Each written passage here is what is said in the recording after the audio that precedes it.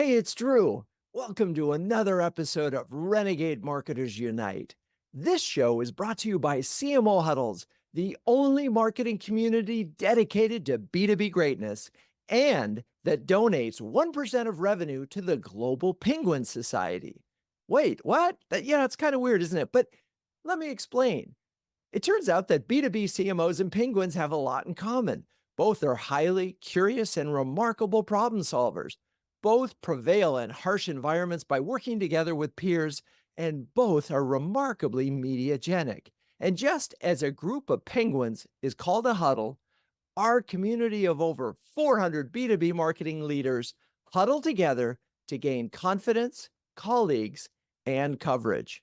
If you're a B2B CMO who can share, care, and dare with the best of them, do yourself a favor and dive into CMO huddles. We even have a free starter program. Now let's get to the episode. Hello, Renegade marketers. You're about to listen to a bonus huddle, a specially curated huddle that we run once a month with experts sharing their insights into the topics that are most important to our CMO community. We call them huddlers. At this particular huddle, we were joined by Liza Adams, managing partner at GrowthPath Partners. Liza will walk you through how she's using generative AI to rethink the entire strategic process and generate segments and personas. It's really fascinating. Let's dive in and see how Gen AI is reshaping strategic planning. Hello, huddlers. I'm excited to welcome you to our seventh bonus huddle focused on some aspect of generative AI.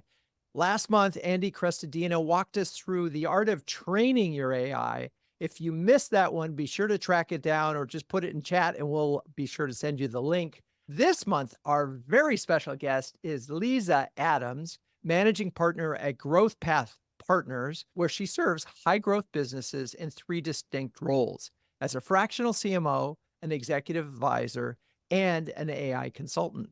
Liza has held marketing executive roles at Smartsheet, Juniper Networks, and Pure Storage, among others. And today we're going to tap into her ability to use Gen AI to drive strategic development. I know we talked about content, we talked about this, but strategic development, I think it's such an interesting topic. So Liza, welcome. How are you and where are you this fine day? Hi, Drew. Thank you for having me. And I am in beautiful Boulder, Colorado. So just enjoying the sunshine here. Awesome. Awesome. Boulder is beautiful. I am quite jealous because that would mean that you're 45 minutes from a ski slope. So sounds pretty good. Anyway, we're going to dive in our prep call. You mentioned that your personal mission is to elevate the strategic value of marketing. We could do full stop using AI though. And I'm curious what drove you to believe in the strategic value that the strategic value of marketing needed elevating in the first place. I love this question because it cuts to the heart of what I'm passionate about, as you mentioned. I'm in the back nine of my career. And I started thinking about my post-operator role, right? I may have one or two more CMO gigs in me, but as I look at potentially my post-operator role as someone who could serve on a board, I saw that there were only 41 marketers on Fortune 1000 boards, and less than 3% of board members had marketing experience. So I deeply looked into that and why that is, right? And there is this perception that marketers are tacticians rather than strategists, that we are valued for our campaigns, our ads, our emails, and social, all of these things that are highly, highly visible and awesome, right? But I think what people don't see that powers all of these things are the great work that we do in deeply understanding markets, deeply understanding customers, the competitors, how we position, how we ensure that the products that we have truly meet the market's needs and that we have something differentiated that's sustainable over the long term.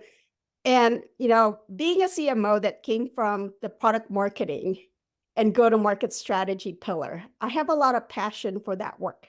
I have a lot of passion for all of those deep customer insights and insights about the market and the competitors that need to be unearthed so that we can create these beautiful and highly effective campaigns. So that is where my passion for AI really precipitated because it elevates that, right? Now more than ever, beyond content creation, we could use AI to deeply analyze data and understand customer insights, personalize the experiences, personalize content, automate things, and use it as a thought partner, collaborate with it, and then ultimately make ideas better. So that's a little bit about me and a little bit about what I'm passionate about and my mission. I love it. And we are going to spend a lot of time talking about Thought Partner and how you're using AI. There are a couple of things that really struck me when you said that marketers are perceived as tacticians. And I wonder, before we get even into AI, there's so much pressure on CMOs right now to drive pipeline and revenue because there's so much pressure on CEOs because look, there's a hidden recession in B2B. It's harder to close a sale than it's ever been before. And so the pressure on CMOs to deliver. And I'm wondering if those two things are connected in that CMOs are being forced to focus on pipeline. And that's the metric that they're getting measured. Obviously, that ends up being tactical. And if we could pull it back and have a broader perspective on metrics and how we're measuring them, have a broader perspective on the role itself. Am I connecting dots that shouldn't be connected? Or are you feeling that? I think it's a little bit of misnomer. And here's my view on this. We are still navigating this evolution from growth at all cost to sustainable profitability, right? So when we think about pipeline, it's really more about really great quality pipeline and reduction of that sales cycle, right? So in the world of grow at all costs, this is about a land grab, creating as much pipeline as we can, and every single prospect could be considered the right customer, right? In this world of sustainable profitability, it's opposite. It's narrowing the aperture, focusing on maybe 2 or 3 segments of the market, personas or use cases, and going deep in those things, right? Because when we are able to truly hone in and focus, that's where we can deeply understand them, really craft messages that resonate with those customers, craft a product that addresses their key pain points, right? And when that happens, hey, marketing doesn't have to deal with peanut buttering their money across a very broad swath of segments. We can now focus on those key ones. Sales can now have better quality pipeline and hopefully shorter sales cycles. So I think this navigating the evolution from growth at all costs to sustainable profitability is a difficult one because they're polar opposites. We're now more interested in retention, loyalty, and increased lifetime value versus just growth of pipeline and growth of revenue. We should be interested in those things. I think it's a key thing I want to just make sure is because even in that sustainable profitability, there is still tremendous pressure to drive pipeline. And what you're saying is it's got to be better pipeline, higher That's right. qualified pipe. It's got to meet your ICP, which is now more restrictive, but it's still about pipeline when it should be about retention and loyalty and lifetime value and other things, even maybe employees. Okay, but we're sidetracked because we want to get to the conversation about using generative AI as a thought partner to develop strategy. And I had a little bit of time to go through a couple of the documents that we're sharing in chat, the 10 steps in 10 minutes, strategic AI collaboration tips with ChatGPT. It's wonderfully detailed, and I encourage everybody to go ahead and review that after Liza and I finish our conversation. And for folks that are listening to this as a podcast, we'll definitely share those documents in the show notes. But let's talk about this, just this framework of, because here's the interesting part of this. In many of the conversations that we've had so far about generative AI, there's a lot of notion that it's average, AI stands for average information or average intelligence because it's bringing everything out. And when we're talking about strategy, we're talking about the opposite because you're really trying to develop something unique. So talk a little bit about the process that you talk about in the strategic AI collaboration tips, and get us to understand how these tools can in fact be thought partners. So I always, yeah, I've observed a lot of focus on content creation when it comes to AI, right? And I'm so empathetic to the journey that everyone is going through right now.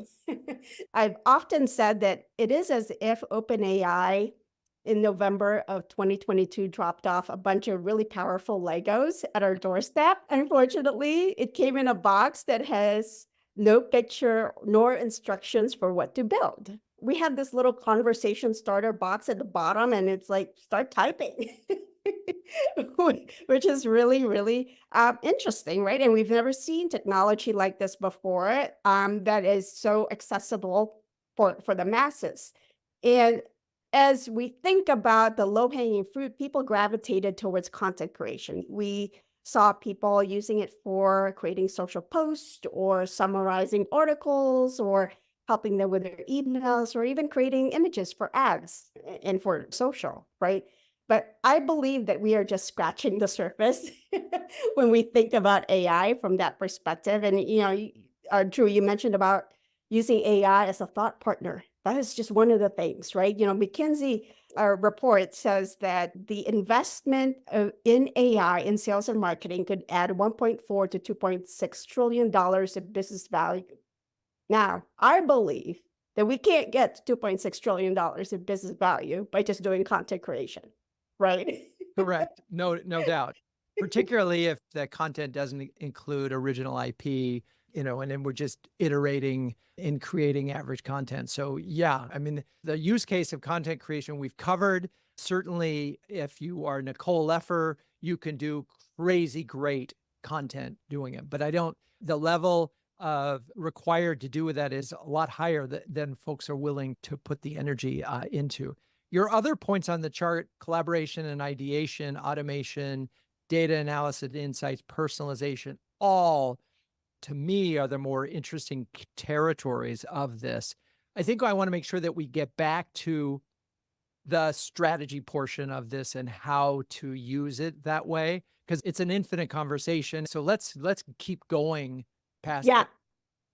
Yes, and what you will see today, I actually have 4 use cases for you that focuses more on the strategy piece of this, right? How we're using it in a collaborative manner to make ideas better.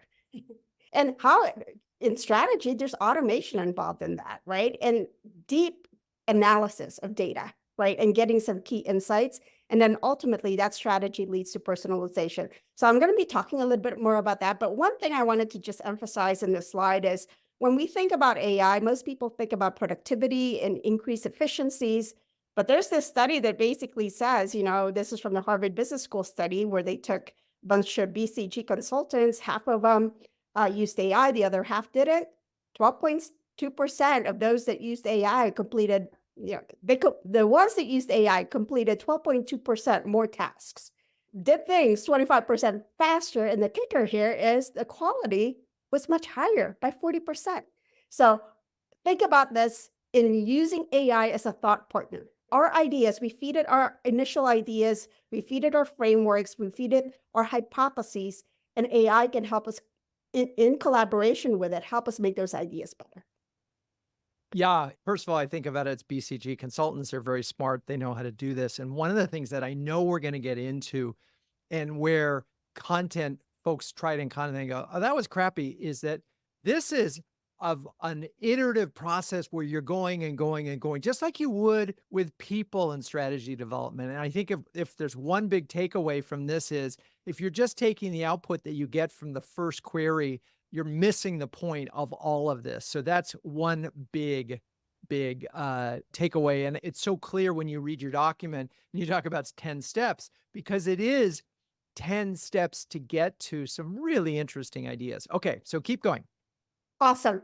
And by the way, I'm going to go through an example of how exactly I did that. Start with a thought and then keep honing in the thought in collaboration with the AI tool.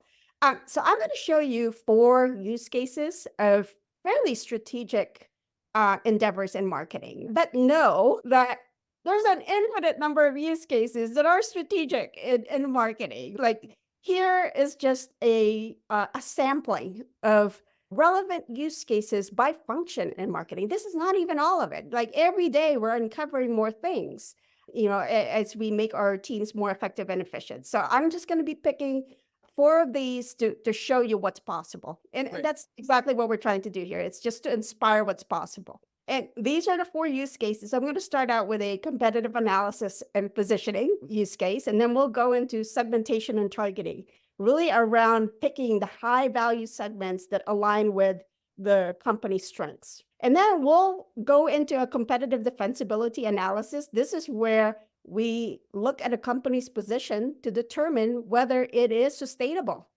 Or is this something that it can be easily replicated by your closest competitor? We've seen a lot of this happen in the world of AI. Whenever OpenAI or Google launches something, how many startups close down their business or are devalued as a result, right?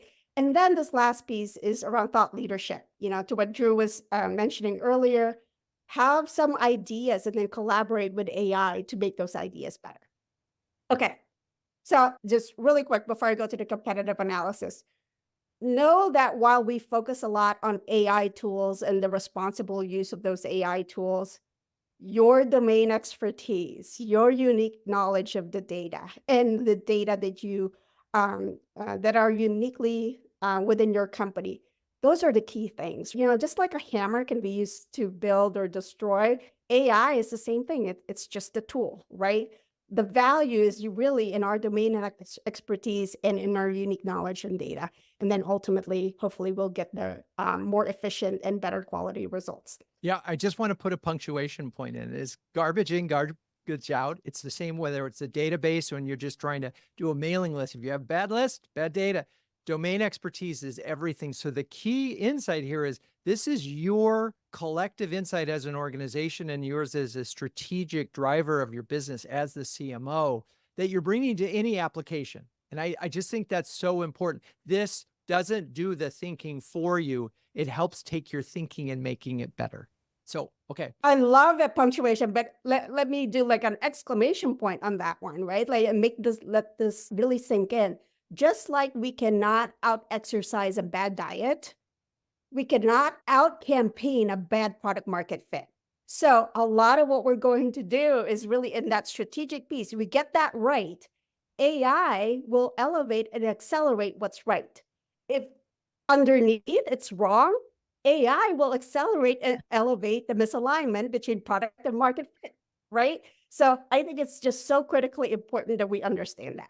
Yeah, I'm going to add this. So in the days when advertising was a dominant channel for marketers, the expression was there was nothing like a great ad to kill a bad product. And I think that's exactly what you're talking about. Okay, That's keep right. going. Okay. All right. So this is an overview slide to show you the steps that we took. So my team and I took in conducting a competitive analysis and positioning. And then I will go through each one of these steps. For the purposes of an example, we're comparing two project management vendors or work management vendors, and they're Asana versus Monday.com.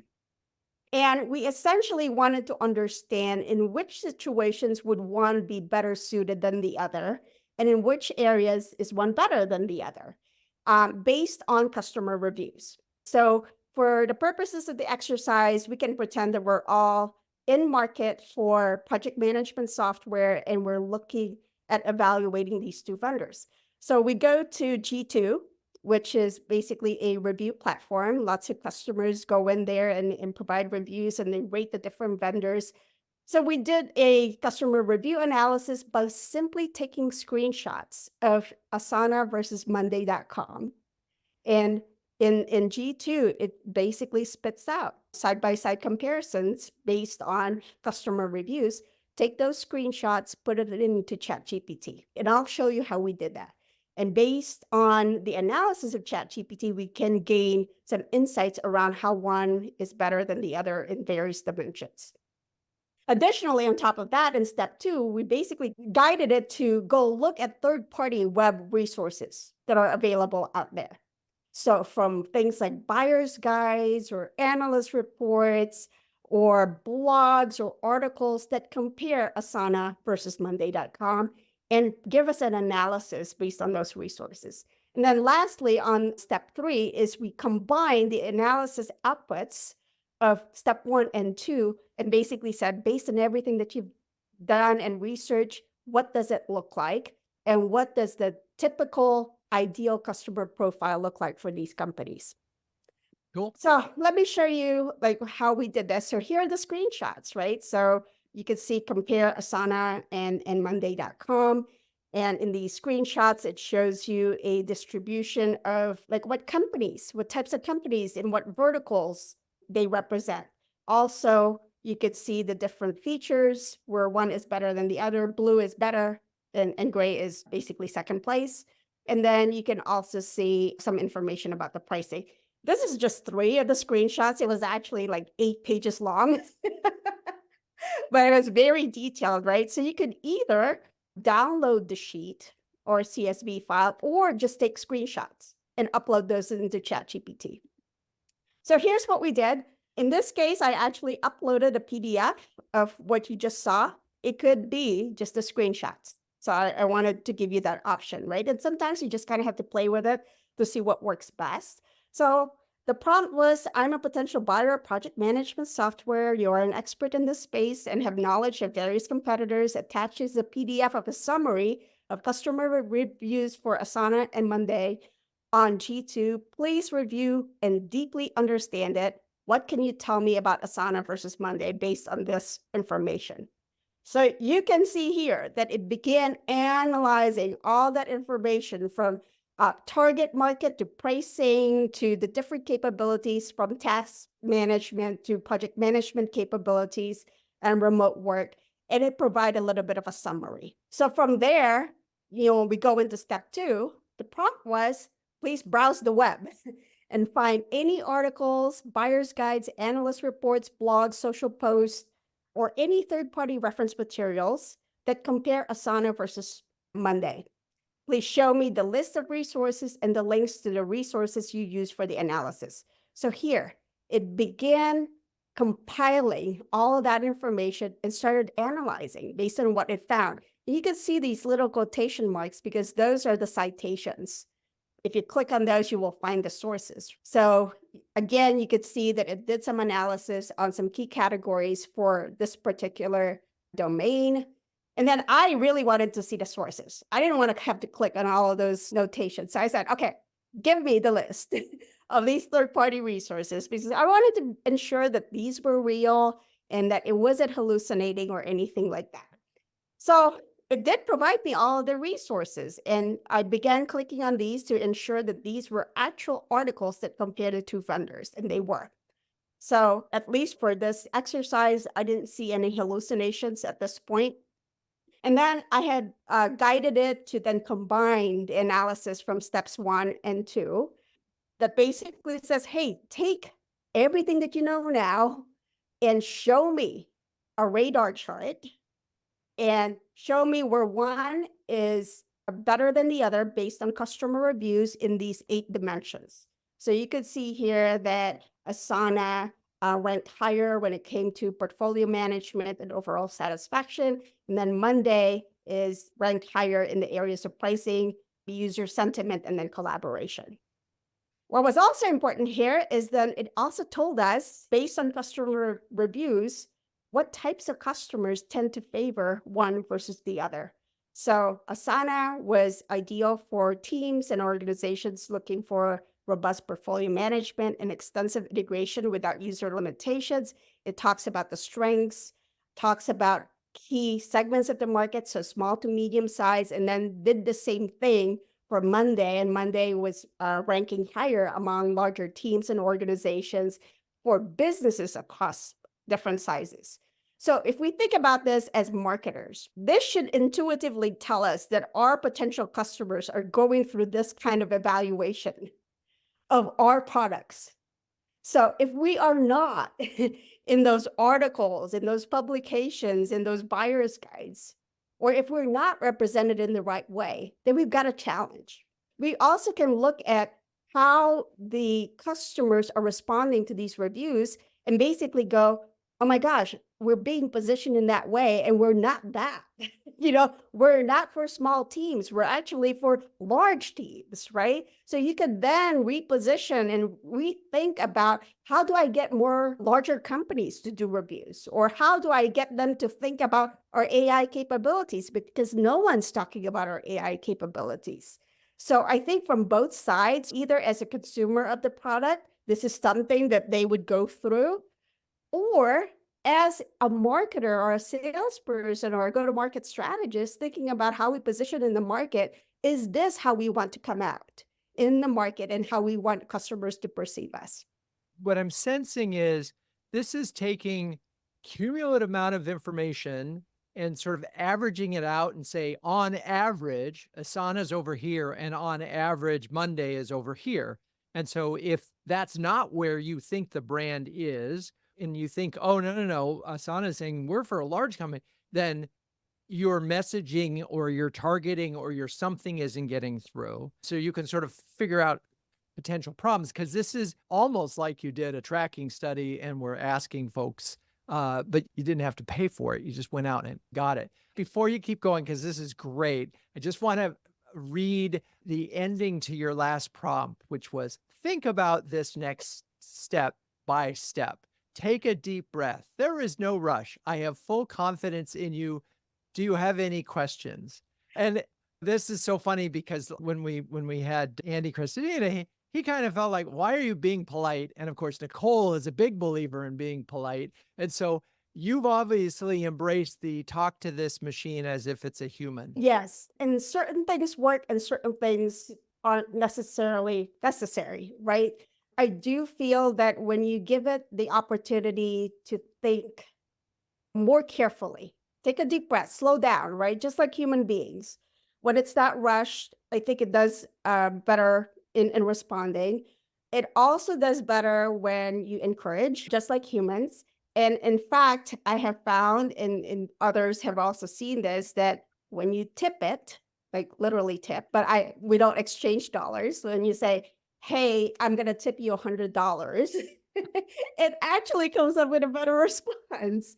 And I have proof of that. And it also responds, so that's a carrot, right? It also responds well to sticks. So if I say things like, this is so important to the advancement in my career, if we don't get this right, there will be severe penalties. That even works, right?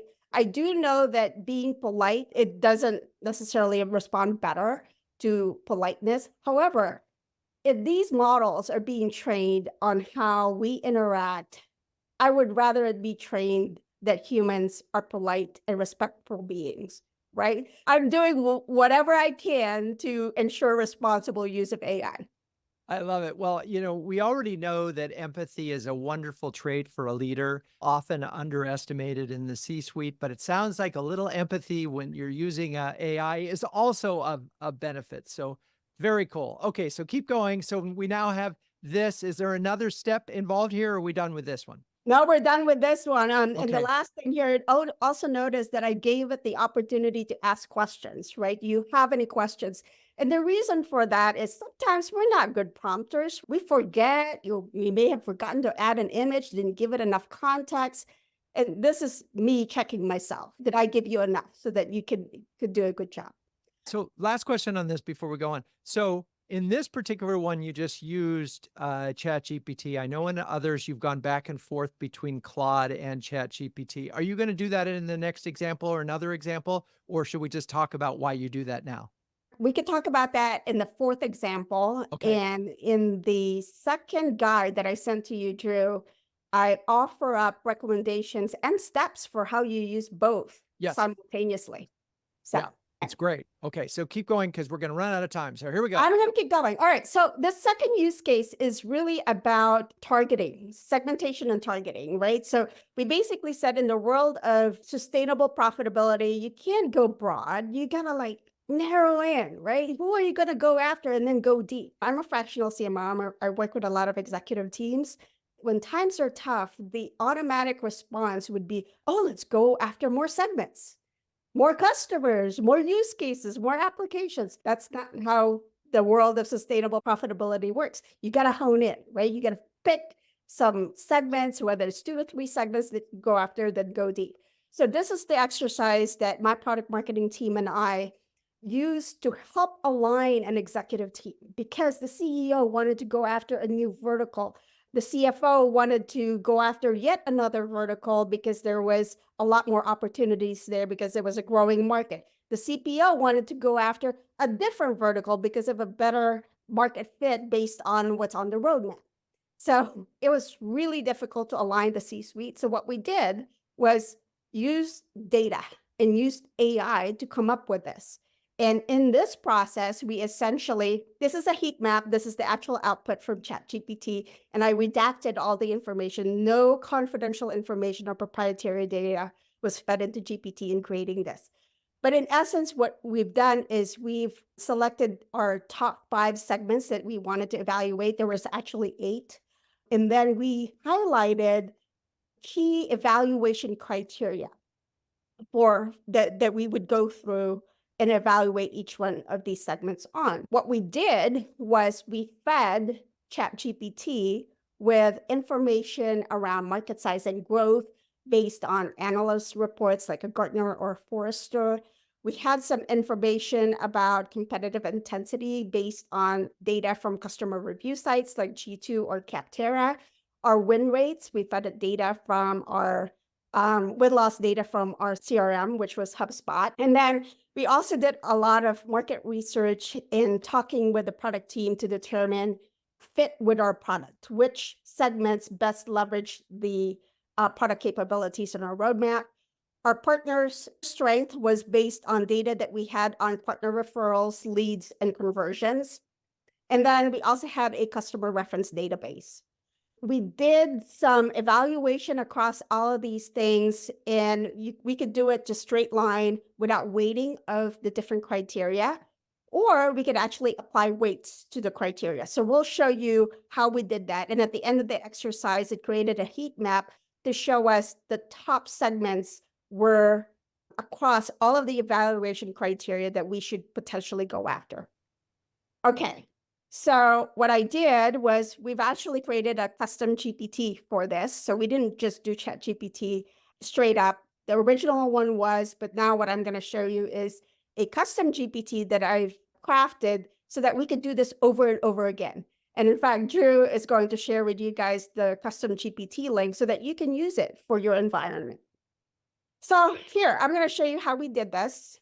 And I'm just going to show you 2 of the rows. Otherwise, it's going to take a long time to do all of the different rows. So let's just look at the market size and growth. So this is just a little tiny spreadsheet that shows the potential opportunity and market size and growth for 5 segments: manufacturer, healthcare, energy, food and beverage, and retail for the years 2025 to 2030. Uploaded that into ChatGPT and said, you are an expert market researcher and analyst in the supply chain management space. Please review the attached sheet and understand it, analyze it, and provide a summary of your key takeaways. Then I will give you further instructions. So here it did some analysis of it. And without me asking it to calculate the growth rates, what's interesting about this is it did. So I didn't even need to prompt it to calculate the growth rate over that 5-year period. And then it had some key takeaways around the highest growth sector where we can achieve more steady growth. And it also highlighted key factors in healthcare and manufacturing. Now, this is where we had to guide it. So now I said, fantastic. So it loves encouragement. Now we basically said, please create a table with the industries in the columns in this order. So I gave it the order. Then the rows are the 2025 market size and then the growth rate across 5 years. So it then created that table. And this is now what we did. Looks great. Now turn this into a single heat map where the biggest market size gets a 5 because we have 5 segments. The smallest market size gets a 1. Growth rate, highest growth rate gets a 5, lowest gets a 1. So here on the right side is the heat map for those 2 columns. So if you can imagine, we did this for the 8 criteria, did the total, and did the full heat map, as you saw on the slide. Now, we took this into the C-suite. They're blown away. The value wasn't in this heat map. That the actual value was actually in the conversation to talk about how we evaluated these things, that people really saw the segments from a 360-degree perspective rather than just somebody going, oh, I think we need to go after healthcare because it has the largest market opportunity, and somebody else say, oh, we need to go after retail because it's growing the most. But now they can see all of the different parameters by which we evaluated each one of these segments. All right, let me pause there to see if there are any questions. You threw a lot at us without going through and thinking it through. It's hard to wrap your mind around it. I think that my main takeaway, again, is where you concluded, which is that this led to a really strong conversation and hopefully helped identify where the company should invest, right? And as part of their analysis. Obviously, none of this is you're just going to do what it says. You're going to That's right. bring your wisdom to it. And I do want to go back because one of the lines on your thing was custom reviews. And we did get a comment from a huddler who noticed the use of G2, which some folks would say the quality is kind of low or it may not be as good as sort of direct feedback.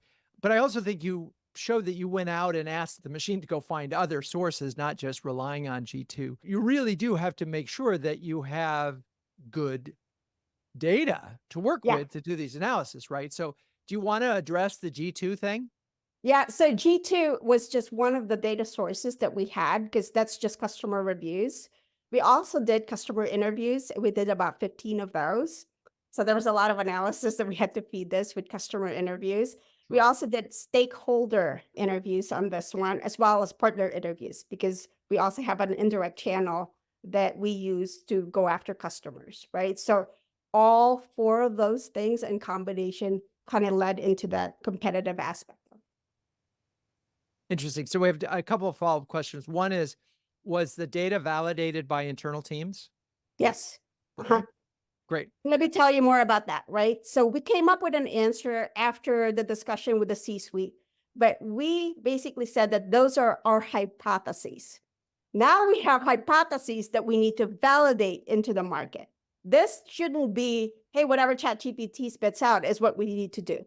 And one of the things that ChatGPT is really good about, we talked about this before, is finding the gaps. And so you're creating a hypothesis, and you probably could come up with most of these on your own, but it's going to find all of them, and it's going to help you sort of sort through them. So, the way our brains work is something may be obvious to us, so we'll just forget it. It'll also bring the obvious thing just in case to sort of make sure. So I think that's important. One question we had is, do you have any prompts or easy paths to generating a TAM in Chat GPT?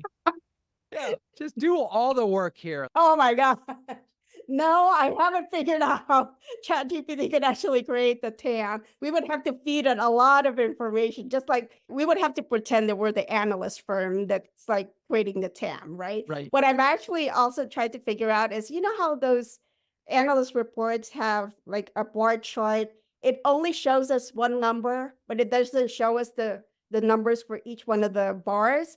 So I'm like, I wonder if ChatGPT can actually extrapolate and figure out what those other bars numbers would be. It's not as good, right? So don't, I mean, you can try it, but don't hang your hat on it because it looks at pixel sizes and things like that. And it is not a very accurate representation of what you see. You and I could do a much better job of guessing what those numbers are than how ChatGPT would do it. So Right. Yeah. I mean, it's in general, when it comes to math, you really don't want to use that. That's what a calculator is for. That's what, Excel is really good at and other things. But think about what Chat GPT is really good at. And it's not necessarily math. So one more question, then we'll probably just jump to the fourth example where you did the dueling ones. But since we talked about customer interviews, how have you used ChatGPT to analyze these interviews? yeah, so we would feed it. Here's what we did, right? So the interviews probably has a set of 10 questions. And then we would have a template that says, all right, fill out this template or a table that highlights for us in general, I'm making this up, old way, how customers used to do it, new way, how they're doing it today, and what they say about the impact of using us.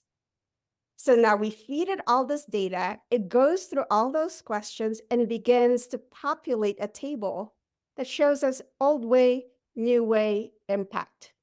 Well, guess what? Now it's created something for me that I can use for messaging, for content creation, for infographics, and all sorts of things.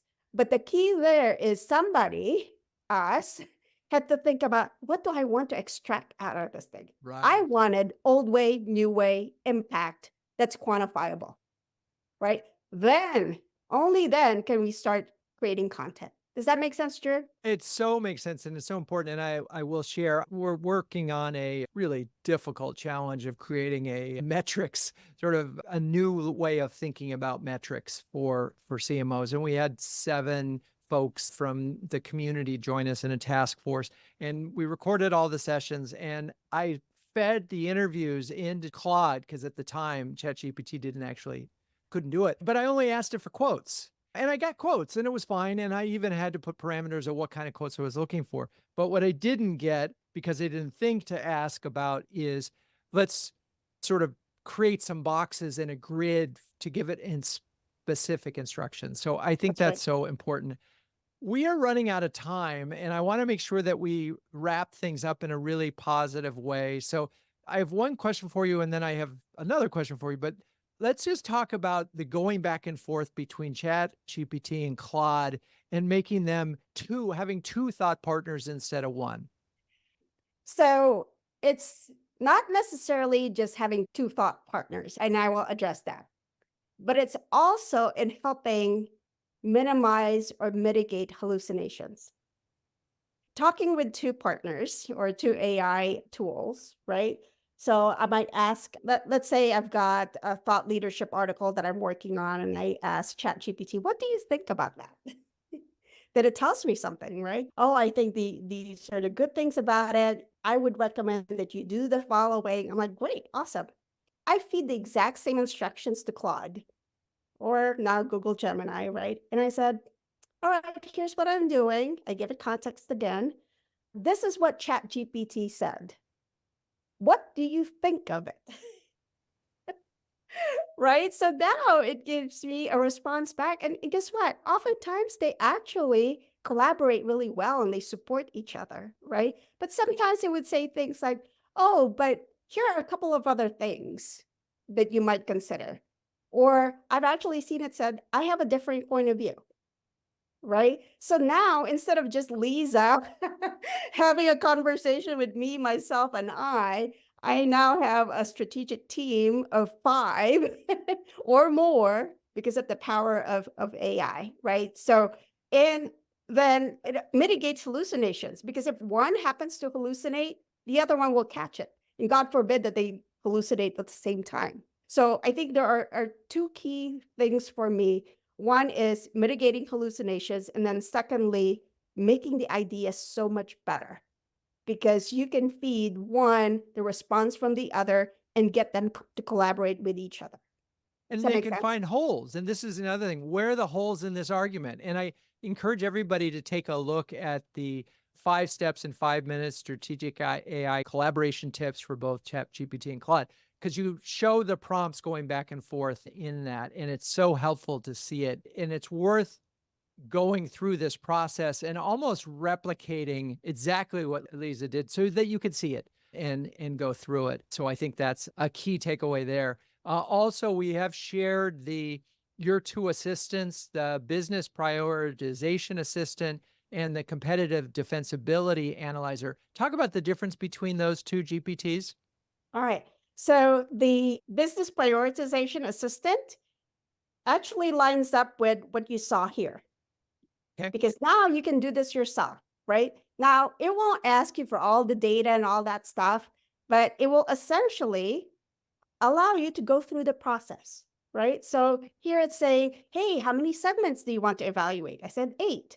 And then It'll ask you what the segments are, right? And then it'll ask you what the evaluation criteria are. So you just populate all that. And then here, it will ask you for your forced ranking. So for each of the evaluation criteria, you need to feed it your forced ranking.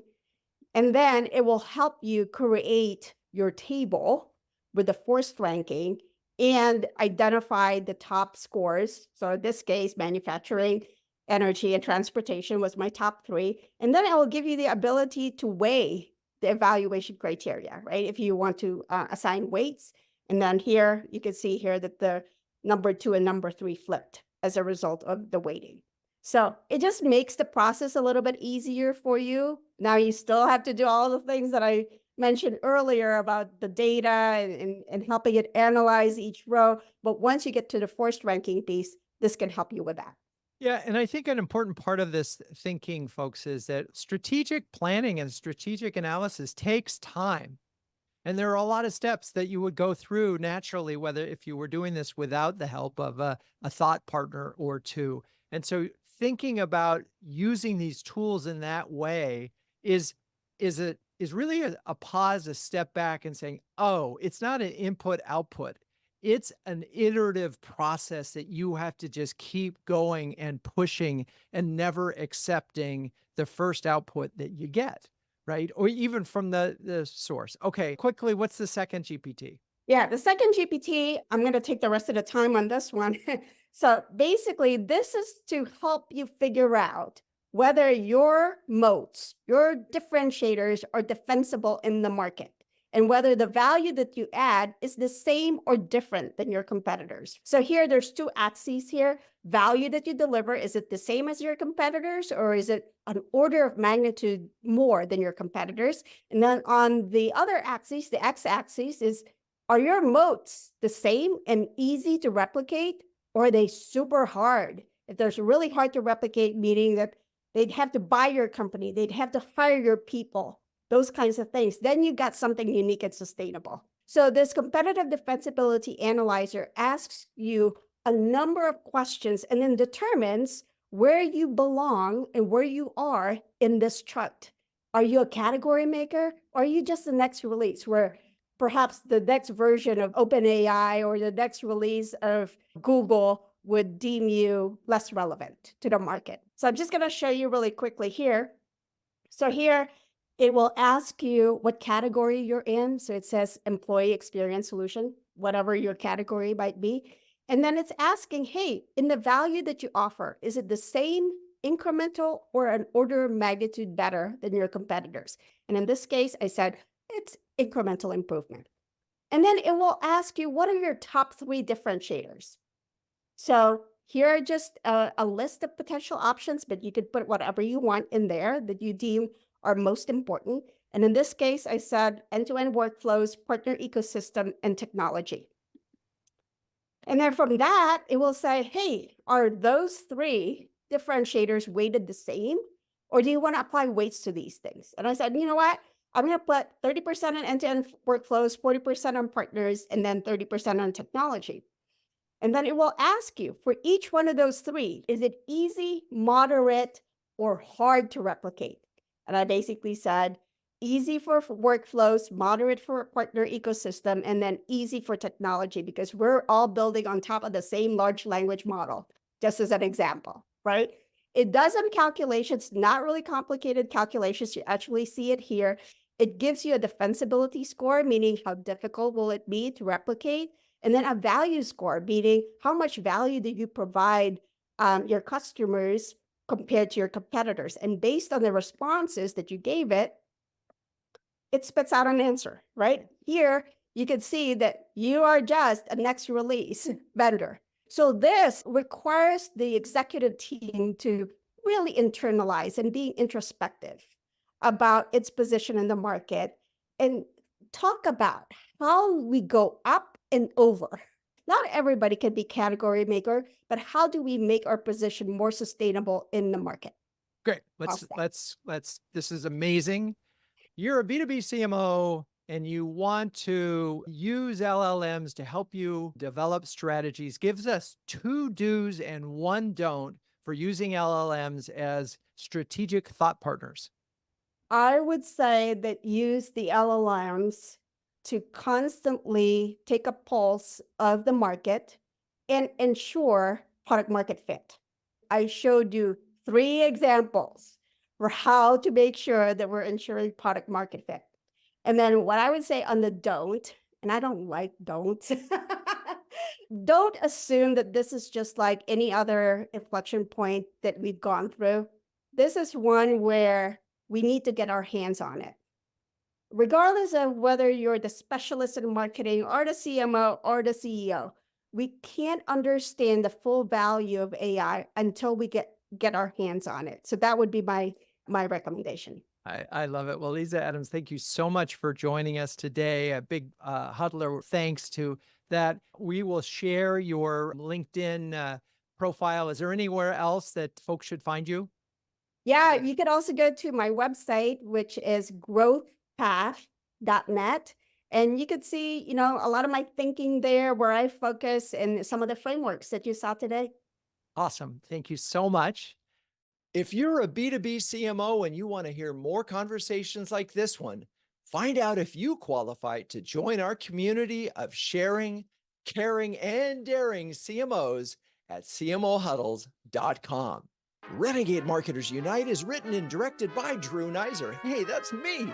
This show is produced by Melissa Caffrey, Laura Parkin, and Ishar Cuevas. The music is by the amazing Burns Twins, and the intro voiceover is Linda Cornelius. To find the transcripts of all episodes, suggest future guests, and learn more about CMO Huddles or my CMO coaching service, please visit renegademarketing.com. I'm your host, Drew Nizer. Until next time, keep those Renegade marketing caps on and strong.